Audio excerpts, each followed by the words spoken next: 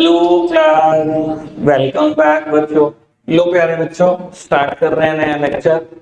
बेटा आज एक नए कंसेप्ट की चर्चा करनी है। एक तो वो करनी है जो करनी है चर्चा। एक बेटा क्वेश्चन नंबर 28, वो प्रॉब्लम है आपका, ठीक है ना, सीबीएसई सैंपल पेपर का क्वेश्चन, एक चर्चा उसकी करनी है। एक बेटा जर्नल एंट्री वाला क्वेश्चन जो टेस्ट में दिया था उसकी चर्चा करनी है। बेटा जो चीज पेंडिंग चल रही है मुझे पता है, ठीक है ना, अगर कोई चीज इनमें से आज नहीं हो पाई तो कल आते ही करा दूंगा, क्योंकि ये कंसेप्ट बड़ा है। तीनों तो चीजें आज नहीं होंगी, मैं कंफर्म बोल रहा हूँ। कंसेप्ट भी होना है आज, 28 क्वेश्चन भी होना है, और एक जर्नल एंट्री वाला क्वेश्चन जो टेस्ट में आया था बेटा वो भी होना है। ठीक है ना, देखते हैं बेटा कितना करा सकते हैं। ठीक है बाबू, एक बात और, या देखो मैं ना ये बात पहले भी बोल चुका हूँ, रिवीजन बैच में ना आपकी जिम्मेदारी मुझसे बहुत ज्यादा है, मुझसे बहुत ज्यादा है आपकी जिम्मेदारी। जो सिलेबस मैंने 6 महीने में कराया, अब आप मुझसे ये उम्मीद कर रहे हो ना मैं 3.5 महीने में कराऊं। तब देखो पहले एक्सपेक्टेशन अपनी क्लियर करो मुझसे, यही तो उम्मीद है ना आपकी। सर मैं पक्का करा दूंगा 3.5 महीने में, पर ये तो बताओ सर मेरे पास कोई जादू की छड़ी तो है नहीं कि 6 महीने के लिए 3.5 महीने बनेगी, बस क्या होगा, मिलने वाला होमवर्क डबल ही तो होगा ना। सर और कोई रास्ता है मेरे पास, ये तो बताओ। या तो मैं पढ़ाऊं ही ना, या तो मैं कंसेप्ट ही ना कराऊं, या बिठा बिठा के क्वेश्चन कराऊं। और अगर मैं कंसेप्ट रिवाइज करा रहा हूँ, बिल्कुल ढंग से करा रहा हूँ तरीके से, तो सर एक ही रास्ता बचता है उस चीज का कि आपको होमवर्क डबल करना है, तभी वो आधे टाइम में खत्म हो सकता है सिलेबस। ठीक है ना सर, मैं हर प्रॉब्लम लेने को तैयार हूं, आप कम से कम ये तो करो जो मैं कर रहा हूं।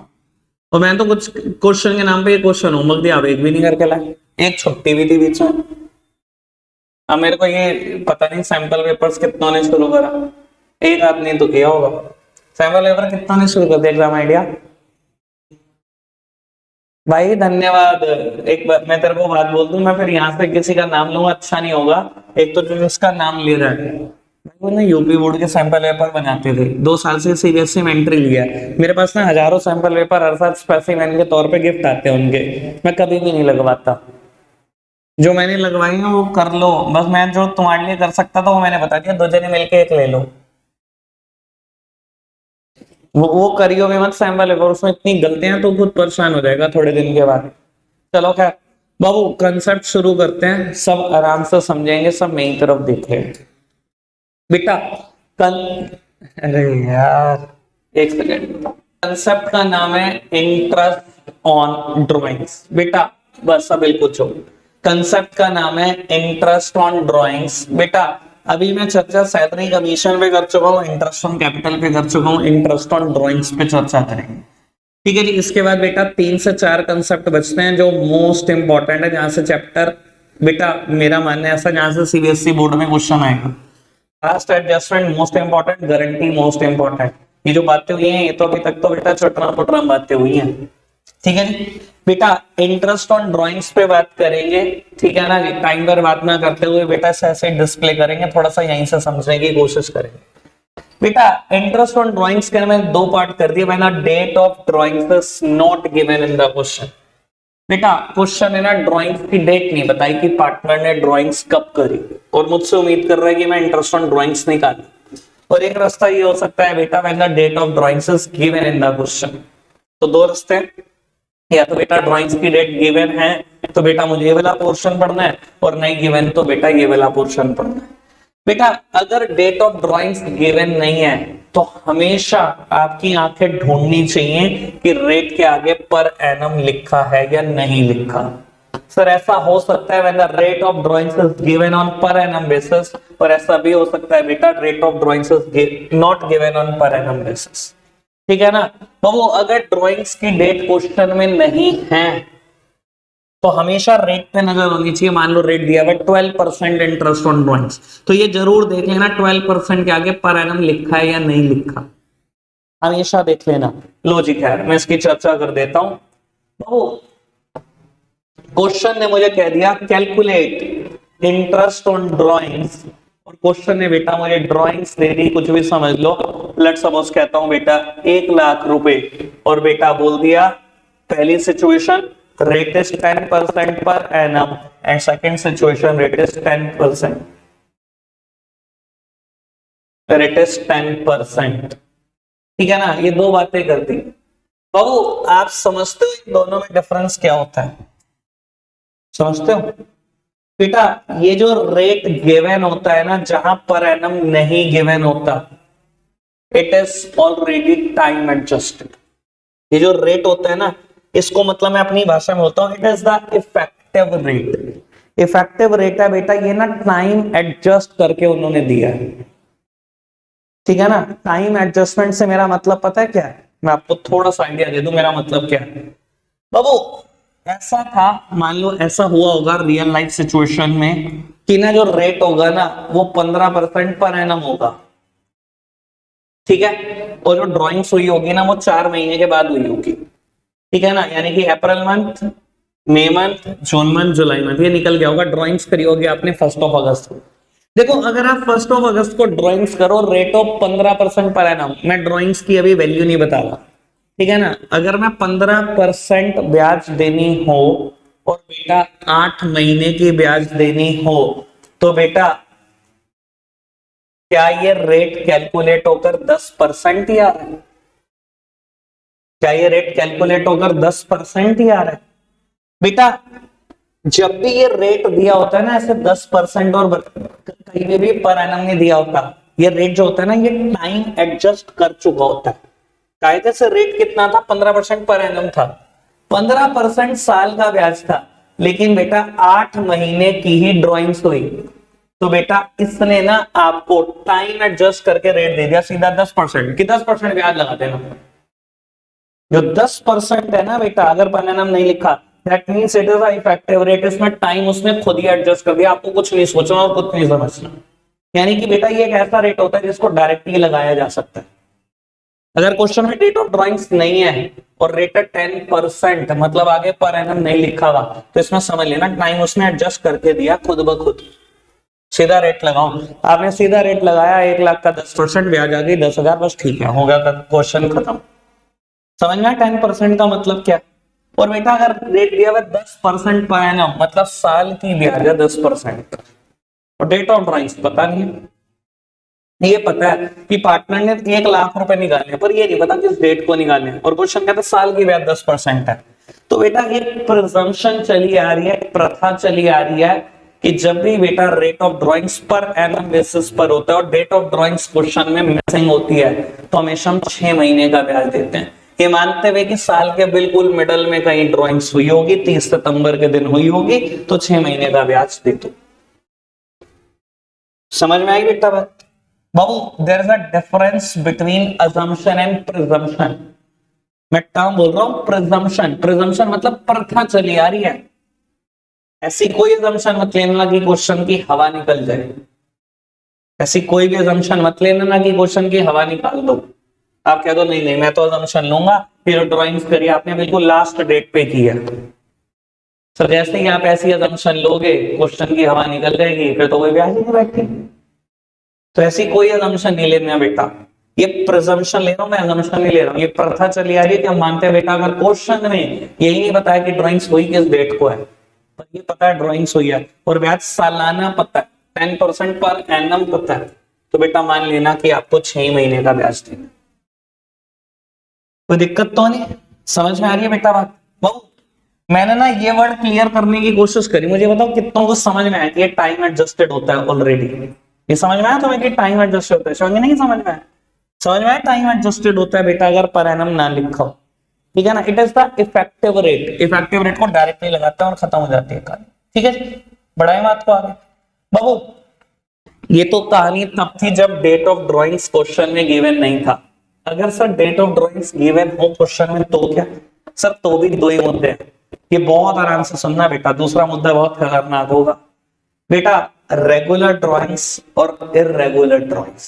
बेटा रेगुलर ड्राइंग्स क्या होता है? बेटा रेगुलर ड्राइंग्स मतलब एक रेगुलरिटी चल रही है, एक सिमेट्री चल रही है। सर रहने दे बेटा, तो रेगुलर ड्राइंग्स मतलब बेटा एक सिमेट्री चल रही है, बिल्कुल ऐसे कि पार्टनर्स हैं किसी फॉर्म में बेटा 3। हमने डिसाइड करा कि भाई हम तीनों के घर में खर्चे हैं, हम जो भी कमाएंगे उस कमाई में से ना 20-20 हजार रुपए पर मंथ विड्रॉ करेंगे at the beginning of each month. हर महीने की 1 तारीख को ना 20-20 हजार रुपए तीनों पार्टनर निकालेंगे। सर सिमेट्री दिख रही है, दिख रही है, टाइम में सिमेट्री दिख रही है, हर महीने की 1 तारीख को निकालेंगे। अमाउंट में सिमेट्री दिख रही है जी, बिल्कुल दिख रही है, 20 हजार रुपए निकालेंगे, हर महीने ही निकालेंगे, 1 तारीख को ही निकालेंगे और 20 हजार ही निकालेंगे। सर ऐसी सिमेट्री को हम बोलते हैं रेगुलर ड्रॉइंग। क्वेश्चन में डेट भी पता है, हर महीने की 1 तारीख है, अमाउंट भी पता है, ठीक है। और बेटा दूसरी चीज क्या है, दूसरी चीज है इर्रेगुलर ड्राइंग्स। इर्रेगुलर ड्राइंग्स क्या होती है बेटा, वो ना तो कोई टाइम पीरियड में सिमेट्री है, ना ही अमाउंट में सिमेट्री है, ठीक है जी। देखने में कैसे होती है बेटा, लोग इर्रेगुलर ड्राइंग्स का एग्जांपल देता हूं बेटा। 1 मई को एक पार्टनर ने ड्राइंग्स करी 1 लाख रुपए, 31 जुलाई को उसी पार्टनर ने ड्राइंग्स करी 20 हजार रुपए बेटा। 30 सितंबर को एक पार्टनर ने ड्राइंग्स करी 50 हजार रुपए, 1 दिसंबर को बेटा ड्राइंग्स करी 70 हजार रुपए। Sir there is no symmetry in the amount as well as in the time period. Date of drawings is given in the question, जी बिल्कुल 100% डेट ऑफ ड्राइंग्स क्वेश्चन में है।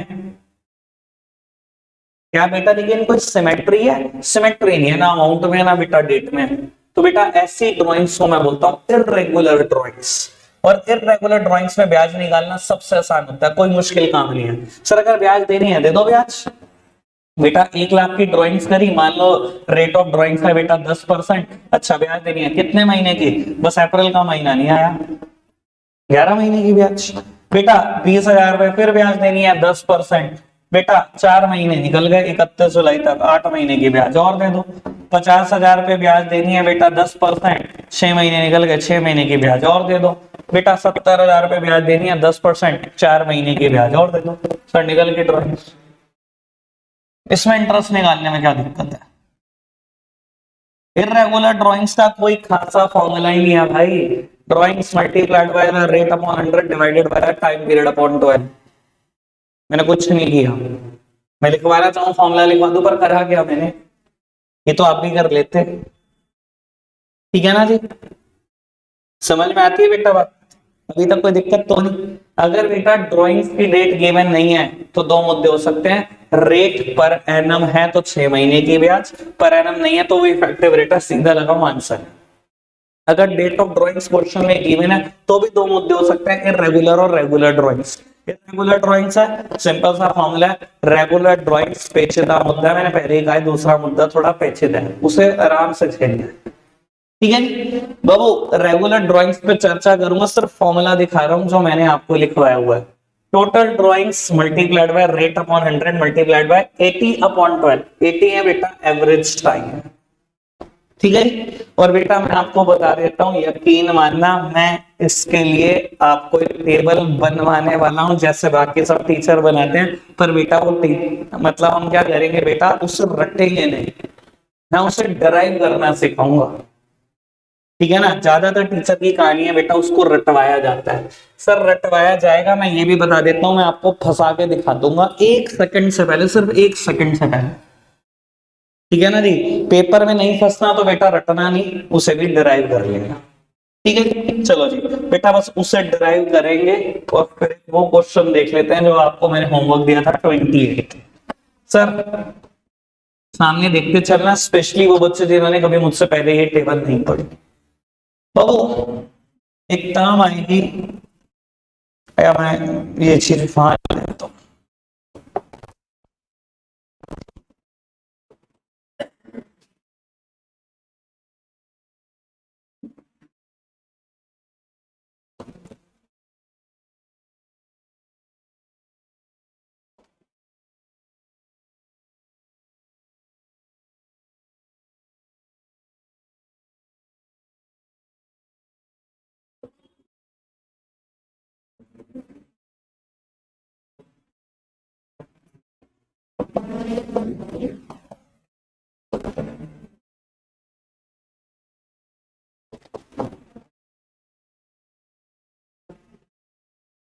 लो पुत्र सामने देखना प्लीज, बिल्कुल सामने देखो। बहु मैंने एक बात लिखी है, आराम से इसको रीड करना। सर आपको याद भी आ रहा होगा इस टेबल के बारे में कुछ ना कुछ, ठीक है ना, सबने कभी ना कभी पढ़ी हुई है, ठीक है ना। वंशी का सामने देख लो बेटा। बाबू क्वेश्चन है आपको ऐसा कहा, मिस्टर एक पार्टनर है, उसने विड्रीव करे है 20,000 per month, 20,000 per month eight the beginning of each month. बेटा हर महीने की 1 तारीख को मिस्टर एक पार्टनर है 20,000 रुपए निकाल लेता है, क्योंकि उसके अपने घर के खर्चे हैं, ठीक है ना। घर में खर्चा देता है, बच्चे की फीस भरता है, अपना खाना पीना देखता है, कपड़े देखता है, सब कुछ करता है, ये 20,000 रुपए में ही करता है सब कुछ, ठीक है। सर सिमेट्री है, there is symmetry in the amount, 20,000 रुपए निकलने हैं, हर महीने निकलने हैं। कब निकलने हैं? बिगिनिंग ऑफ ईच मंथ, बेटा महीने की 1 तारीख को ही निकल जाए, ठीक है जी। ऐसे केसेस में अगर इंटरेस्ट ऑन ड्राइंग्स निकालना हो तो कैसे निकाला जा सकता है? सर बड़ा सिंपल सा formula, total drawings multiplied by rate upon 100 multiplied by average time upon 12, ठीक है जी। There is star on the average time, ठीक है जी। थोड़ा जल्दी देखेंगे बेटा। बाबू कहता है total drawings, be very careful, बच्चे आधे से ज्यादा गलती यहीं कर देते हैं। टोटल ड्राइंग, सर मैंने टोटल की बात करी है, 20,000 रुपए पर महीने पर मंथ ड्राइंग करेगा तो बेटा साल की कितनी करेगा? 240 multiplied by the rate upon 100, rate बेटा 10%, अभी जो मैं जैसे रेट मान रहा हूं हर क्वेश्चन में वही मान रहा हूं, rate is 10% per annum, multiplied by average time upon 12। बेटा एवरेज टाइम कैसे कैलकुलेट करते हैं वो सीख लें। ज्यादातर टीचर का कहना है बेटा ये मैं फिल कर देता हूं, फटाफट से तुम्हें बता देता हूं और इसमें से चिपकाते रहना। बेटा एवरेज टाइम निकालना सीख लो ना, उसमें दिक्कत क्या है? बेटा एवरेज टाइम का एक फॉर्मूला है, ठीक है ना। एवरेज टाइम का फॉर्मूला है बेटा time left after first drawings plus time left after last drawing divided by 2। Average time का बेटा एक formula, time left after first drawing, first drawing के बाद कितना टाइम बचा, plus time left after last drawing divided by 2, ठीक है ना। मैं पूरा लिखना नहीं चाह रहा, आप सुन लो तो ज्यादा अच्छा। Time left after first drawing plus time left after last drawing divided by 2। अब मेरी बात सुनना, आराम से समझने की कोशिश करना। इस केस में बेटा eight the beginning of each month drawing हुई है, यानी कि ड्राइंग पहली हुई होगी 1 अप्रैल को, फिर 1 मई को, फिर 1 जून को, ये कहानी चलती गई होगी 1 जनवरी को, 1 फरवरी को, 1 मार्च को, ऐसी तो ही होगी ड्राइंग, ऐसी तो ही होगी। What is the time left after first drawing? बेटा time left after first drawing, पहली ड्राइंग के बाद कितना टाइम बचा है? बेटा पूरे 12 महीने बचे, अभी गया ही क्या है, ठीक है ना। What is the time left after last drawing? बेटा लास्ट ड्राइंग हुई 1 मार्च को, मेरा साल है 31 मार्च तक, बेटा अभी भी मेरे पास 1 महीना और बका है। 12 plus 1 divided by 2, that means average time is in this case is 6.5। Sir multiply करना, सीधा आंसर मिलेगा,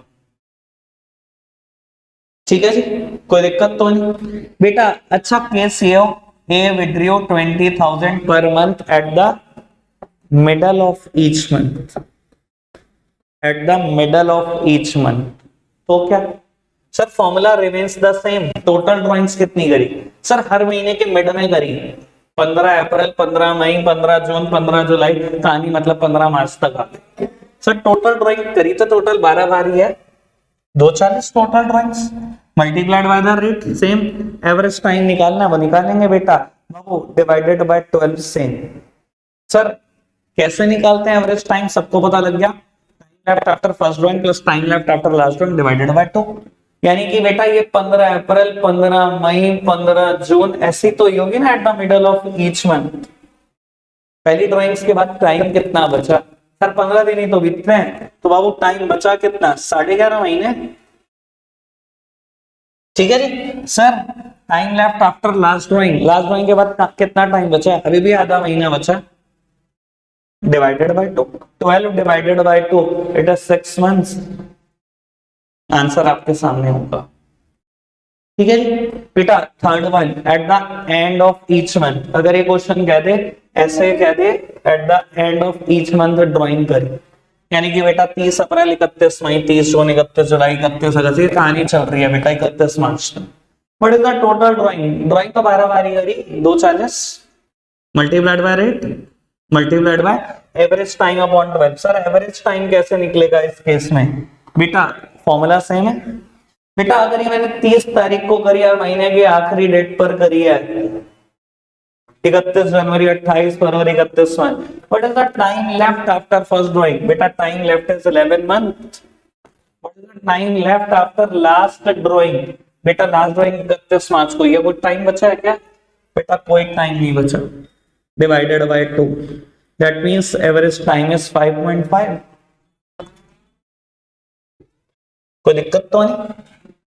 अच्छा क्वेश्चन चेंज कर देते हैं, जैसे कि टेबल मैंने चेंज की हुई है बेटा। अब क्वेश्चन ये है, ए विड्रू 20,000 पर क्वार्टर, इस बार पर मंथ नहीं है, पर quarter, eight the beginning of each quarter, eight the beginning of each quarter, ये क्वेश्चन है।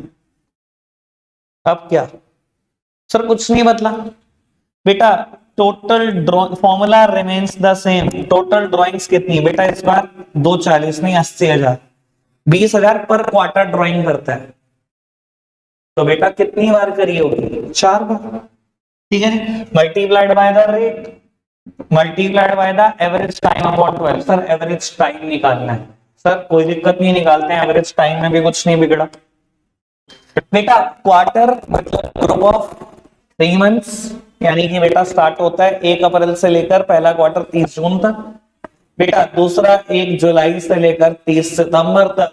तीसरा 1 अक्टूबर से लेकर 31 दिसंबर तक। फिर बेटा 1 जनवरी से लेकर 31 मार्च तक। यही तो क्वार्टर है। ठीक है। What is the time left after first drawing? बेटा पहली ड्राइंग कब होगी? क्वेश्चन है eight the beginning of each quarter. Her quarter के बिगिनिंग में करता है, यहाँ पर ड्राइंग करता है 20,000 रुपए। 1 अप्रैल को, 1 जुलाई को, 1 अक्टूबर को, 1 जनवरी को। What is the time left after first drawing? 1 अप्रैल को ड्राइंग हुई, कितना टाइम बचा? Sir time left after last drawing, last drawing 1 जनवरी को, अभी भी 3 महीने बचे, डिवाइडेड बाय 2, इट इज 7.5। अगर समझ में आ गया तो बाकी छोड़ दो बेटा। मैंने इसके छोड़ दिए हैं, लिख दिए हैं बचे हुए। ठीक है ना। मंथली फॉर 6 मंथ के बता देता हूं एक बार, जो टिपिकल हो सकता है, जो बच्चे को थोड़ा दुखी करता है। सर अच्छा अगर आप क्वेश्चन ये कह दे, mister A withdrew 20,000 per month eight the beginning of each month, लेकिन साथ में कह दे बेटा फॉर 6 मंथ, फॉर 6 मंथ्स। अब क्या सर? अगर उसने 20,000 रुपए हर महीना ड्राइंग करी है, हर महीने की बिक्री में करी है, लेकिन करी सिर्फ 6 महीने तक की है, तो बेटा अगर 20,000 रुपए मंथली करी है और 6 महीने तक करी है, तो टोटल ड्राइंग्स कितनी? 20,000 गुना 6 बेटा, multiplied by the rate upon 100 multiplied by the average time upon 12।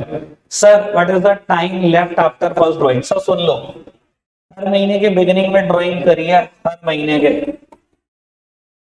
लेकिन 6 महीने तक ही करी है, ये ध्यान रखना। ठीक है ना। हर महीने के बिगिनिंग में करी है, 6 महीने तक करी है, यानी कि बेटा 6 महीने लैप्स हो रहे हैं 30 सितंबर तक। सब कुछ 30 सितंबर तक सोचना, सब कुछ। What is the time left after first drawing? Sir 1 अप्रैल को पहली ड्राइंग हुई थी, अभी भी कितना टाइम बचा है? पूरे 6 महीने। What is the time left after last drawing? Last drawing 1 सितंबर को ही है बेटा, कितना टाइम बचा है? 1 महीना डिवाइडेड बाय 2, यानी कि 3.5 आएगा यहाँ पर एवरेज टाइम। ठीक है।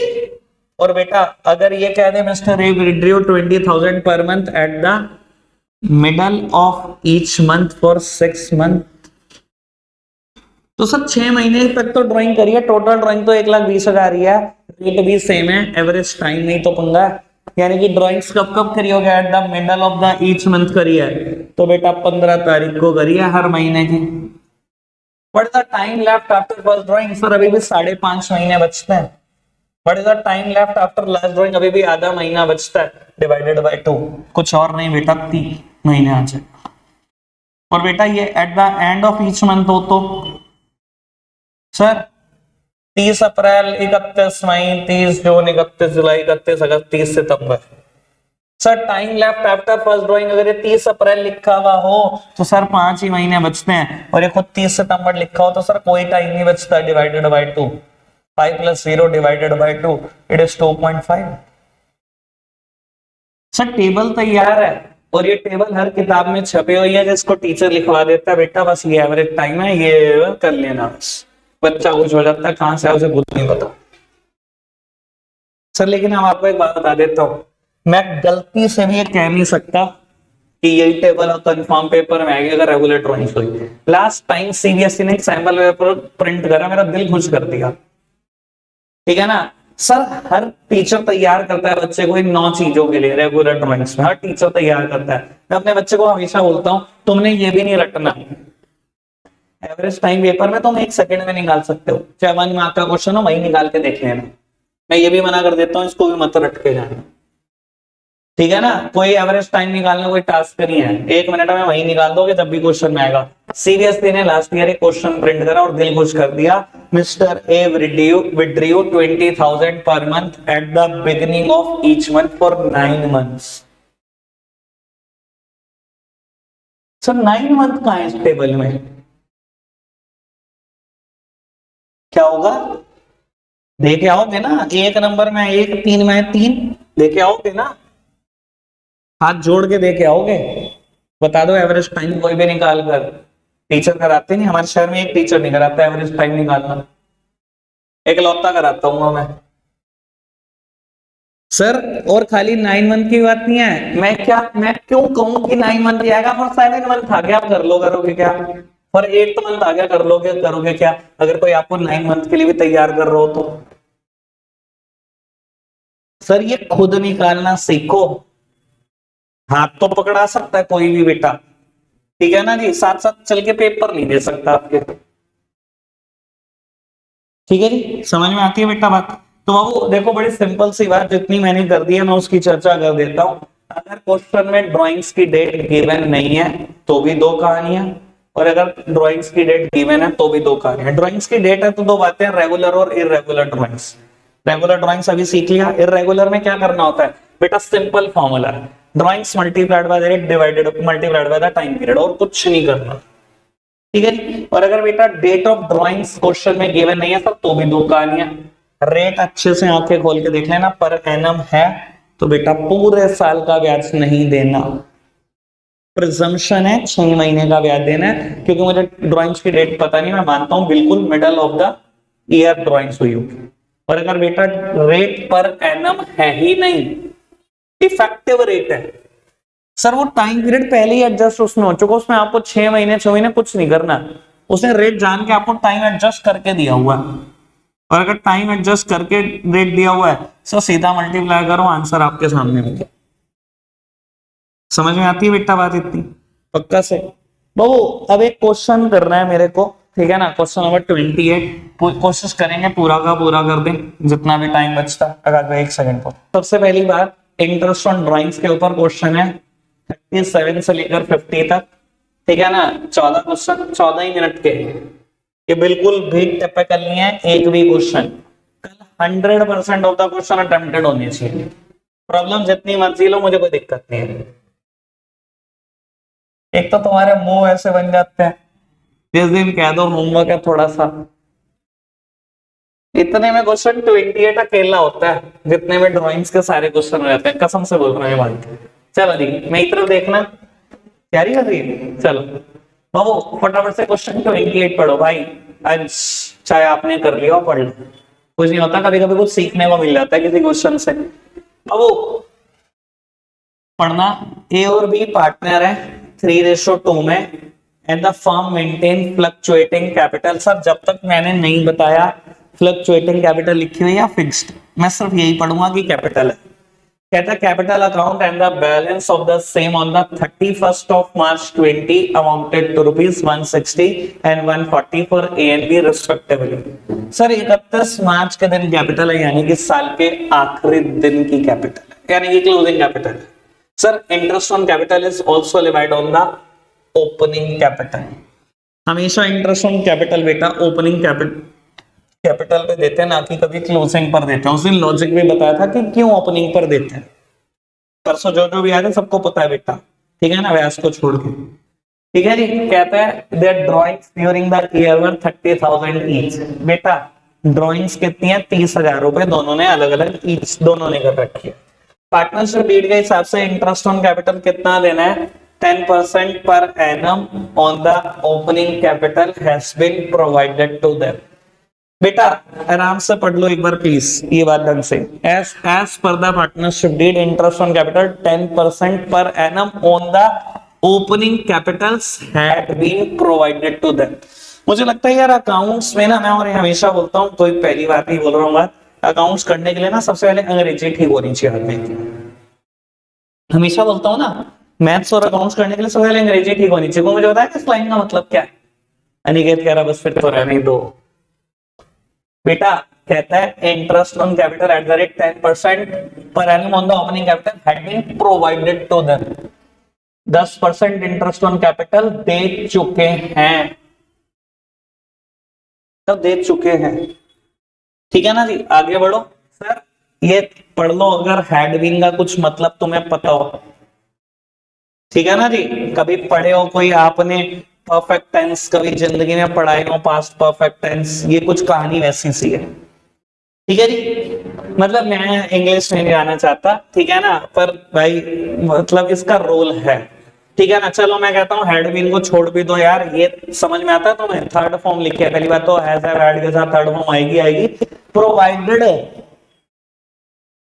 देना नहीं है, दे चुके हैं 10% इंटरेस्ट। ठीक है जी, कहता है calculate opening capital of the firm given that their profit is 90,000 show your working clearly. बेटा बड़े काम की बात बोलने आ रहा हूँ, आराम से सुनना। आपने ना 2 क्वेश्चन और करे हैं इंटरेस्ट ऑन कैपिटल के, एक मैंने यहाँ किया था, एक मैंने कहा था कि क्लास वर्क है, और ये होमवर्क। सर दोनों क्वेश्चन उठाकर देख लेना, आराम से कंपेयर करके देख लेना। दोनों क्वेश्चन में पूछा पता क्या होगा? Interest on capital. आराम से देख लेना। इस क्वेश्चन ने क्या पूछा आपसे? Opening capital. क्यों? क्योंकि इंटरेस्ट ऑन कैपिटल दिया जा चुका है उसके हिसाब से, वो क्यों वो पूछेगा आपसे? पहले तो थोड़ा सा ये समझो, अपने साइकोलॉजी ठीक रखोगे ना, क्वेश्चन पढ़ते हुए थोड़ा काम रहोगे तो अकाउंट्स बहुत आराम से होगी। तो कभी आपसे ये पूछ नहीं सकता था इस क्वेश्चन में कि इंटरेस्ट ऑन कैपिटल क्या है। मुझे एडवांस में पता था। क्यों? क्योंकि वो बोल चुका है interest on capital had been already provided for, पहले दिया जा चुका है वो। तो पूछ क्या लिया उसने? Opening capital. अब सर सुन लो ये क्वेश्चन होगा कैसे। सीबीएसई के सैंपल पेपर का क्वेश्चन है, तैयार रहना, किसी भी साल 6 नंबर में टपके, और मुझे बहुत खुशी होगी इस साल आएगा तो। और आएगा हम पता नहीं, बाय चांस की बात है, 2-3 बार कर करके मुझे भी कैलकुलेशन रटनी पड़ी है। मैं तो ऐसा जरूर चाहता हूँ कि आ जाए। ठीक है ना, मतलब मेरे पेपर में तो खैर फिर भी नहीं आना, तुम्हारे आना, मैं कोशिश करूंगा तो मैं याद करा सकूं। वो क्वेश्चन ने क्लोजिंग कैपिटल दी और बेटा मुझे पहुंचना है ओपनिंग कैपिटल तक। ठीक है जी, एक की शायद 1.60 है और दूसरे की 1.40। बेटा एक की 1.60 है, दूसरे की 1.40। सर ओपनिंग कैपिटल से क्लोजिंग कैपिटल तक पहुंचने के लिए 7-8 चीजें जो प्लस माइनस होती हैं, पर बेटा सारी मत लिखना, उतनी लिखना जितनी क्वेश्चन में बात हुई है। बेटा क्वेश्चन में एक इंटरेस्ट ऑन कैपिटल की बात हो चुकी है कि वो दिया जा चुका है, तो ये गलती ना हो जाए कि इंटरेस्ट ऑन कैपिटल लिखा ही नहीं आपने, वो दिया जा चुका तो लिखना पड़ेगा। सर प्रॉफिट की भी बात हुई है, बेटा ड्राइंग्स की भी बात हुई है, हुई है बात। बेटा क्वेश्चन का ड्राइंग्स था 30,000 ईच, लिख दिया 30,000 ईच। बेटा प्रॉफिट था 90,000, रेशो है 3:2। बच्चा गलती पता क्या करता है? सीधा 90,000 रुपए को बांटता है 3:2 में। सबसे ज्यादा फेमस गलती बता रहा है, 3:2 में बांटता है, लिखता है 54,000, लिखता है 36,000, हो गया 3:2। सर हो जाएगा आपका भी 3:2 कवर होगा अगर आपने लिख दिया तो। क्यों नहीं लिखना?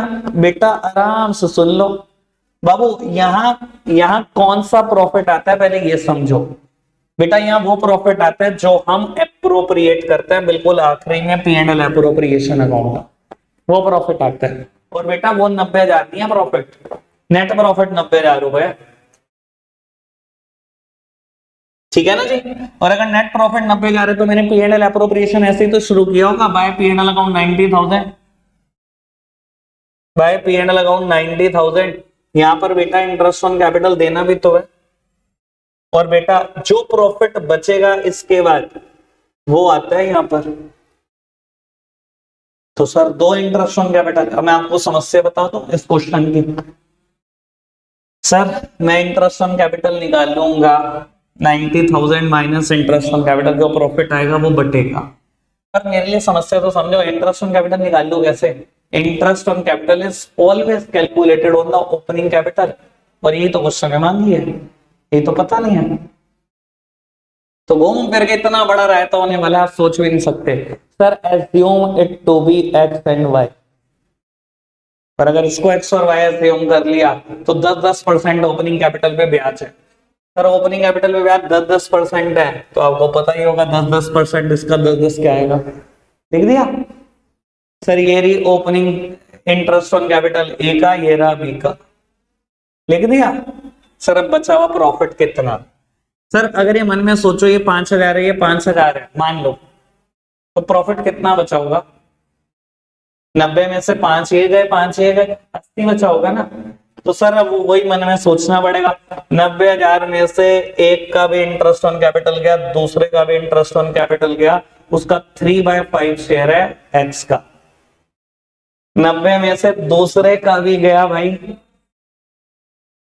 इंटरेस्ट ऑन कैपिटल दोनों के गए, और उसका शेयर है 2/5, ये प्रॉफिट आया। सर ये क्वेश्चन है डेटा में नो डाउट, पर ये आप ये नहीं कह सकते कि समझ नहीं आया, कैलकुलेशन ही तो हो सकती है डेडी। अब ये बताओ समझ क्या नहीं आया? सर पिछले क्वेश्चन से अलग तो कुछ भी नहीं है, परसों भी यही सब कर रहे थे हम, ठीक है ना जी। तो बाबू एक्स के एक हिस्से का प्रॉफिट कितना है? सर बाबू ब्रैकेट अगर ओपन कर लो तो 54,000 माइनस 0.06x माइनस 0.06y। बेटा मैंने क्या किया, 90,000 multiplied by 3, 2,70,000 divided by 5, 54,000। 0.10x multiplied by 3 यानी कि 0.30x डिवाइडेड बाय 5 यानी कि बेटा 0.06x, ऐसे बेटा 0.065। ऐसे ही बेटा ये भी ब्रैकेट ओपन कर लो, y के हिस्से का भी प्रॉफिट देख लो।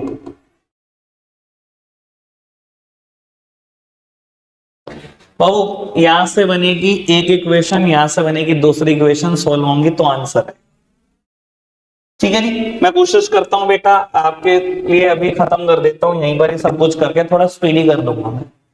बेटा x प्लस तो 54 माइनस 30 पॉजिटिव 24, और ये पॉजिटिव 24 उधर जाएंगे तो बेटा माइनस में जाएंगे, यानी कि 1,36,000 बचेगा। अब मैं ये दोनों बातें लिख देता हूं, माइनस 0.06x माइनस ऐसे ये इक्वेशन y प्लस 36 में से 30 गए, अभी भी 6 बचे पॉजिटिव, उधर जाएगा तो माइनस में जाएगा 6,000।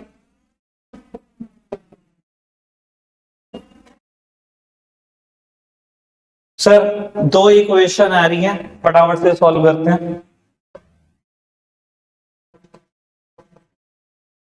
बेटा तीनों x है, ये दिख रहा होगा, ये बेटा अगर कुछ नहीं लिखा तो 1x है, 1.10, और ये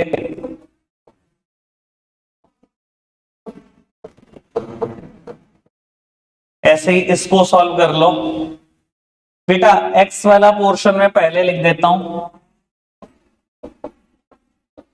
y वाला पोर्शन बाद में, this plus this minus this, ये इक्वेशन 1, ये इक्वेशन 2। बेटा अब आराम से सोच लो, कोई जल्दी नहीं है, ठीक है ना, इतना मुश्किल होता नहीं जितना बच्चा कॉम्प्लेक्स करता है। ये 1.04 लिखा है और ये लिखा है बेटा 0.04। बेटा या तो x बराबर कर लो या y बराबर कर लो, बचपन में बहुत ऐसी इक्वेशन करी है बेटा। बाबू बड़ी सिंपल सी कहानी है, पॉइंट दोनों में 2 डिजिट के बाद ही है, ठीक है ना। अगर मैं नॉर्मली कैंसिल करूं 104 डिवाइडेड बाय 4 तो बेटा कैंसिल 26 से ही होता है ना, इसमें बेटा 26 से मल्टीप्लाई कर लो और कुछ नहीं होगा, ये 1.04 ही बनेगा, ठीक है। तो पहली इक्वेशन मैंने एज इट इज लिख दी, बिल्कुल एज इट इज, पहली इक्वेशन में कोई छेड़ाछाड़ी नहीं। दूसरी इक्वेशन में मैंने 26 से मल्टीप्लाई कर दिया, 26 से मल्टीप्लाई करते ही बेटा x तो हो गया कैलकुलेट, ये कर कर देख लेना 27.56 आ रहा होगा शायद, क्या आ रहा है 27.56, करके देख लेना यार 100% यही आएगा, ठीक है। और ये कितना आ रहा था